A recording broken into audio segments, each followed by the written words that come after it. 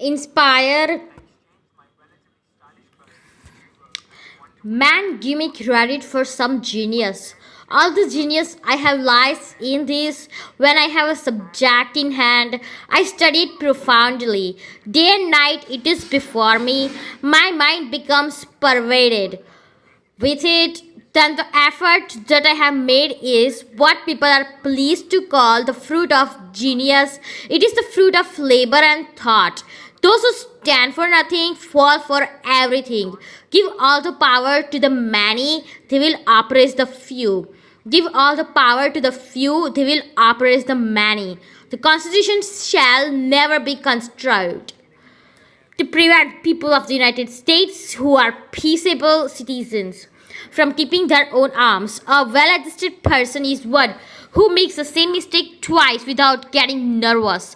The art of reading is to keep judiciously. I never expect a perfect work from an imperfect man. A nation which can prefer disgrace to danger is prepared for a master and deserves one. There are seasons in every country when noise and impudence pass current for worth, and in popular commotions, especially the clamors of interested and facetious men are often mistaken for patriotism. Safety from external danger is the most powerful director of national conduct. Even the ardent love of liberty will, after a time, give way to its dictates. The violent destruction of life and property incident to war, the continual effort and alarm attendant on a state of continual danger will compel nations the most attached to liberty to resort for repose and security to institutions which have a tendency to destroy their civil and political rights. To be more safe, they at length become willing to run the risk of being less free. The sacred rights of mankind are not to be rummaged for among old parchments of musty records. They are written as with a sunbeam in the whole volume of human nature by the hand of divinity itself, and can never be raised or obscured by mortal power. Why have governments been instituted at all? Because the passions of man will not conform to the dictates of reason and justice without constraint.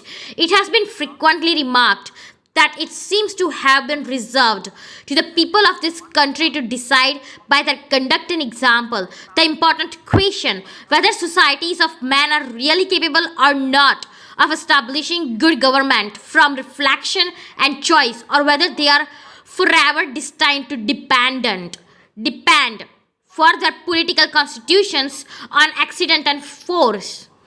On the other hand, it will be equally forgotten that the vigor of government is essential to the security of a liberty, that in the contemplation of a sound and well informed judgment, their interest can never be separated, and that the dangerous ambition more often lurks behind the spacious mask of a zeal for the rights of the people than under the forbidden appearance of a zeal for the firmness and efficiency of government.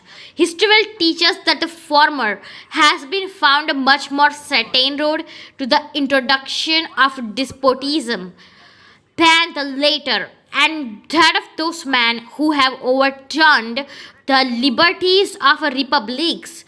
The greatest number have begun their career by paying the obsequious court to the people, commences demagogues and ending tyrants. I have thought it my duty to exhibit things as they are, not as they ought to be. Hard words are very rarely useful. Real firmness is good for everything. Strut is good for nothing. Who talks most about freedom and equality? Is it not those who hold the Bill of Rights in one hand and a whip for affrigated slaves in the other? Men are reasoning rather than reasonable animals. Amen.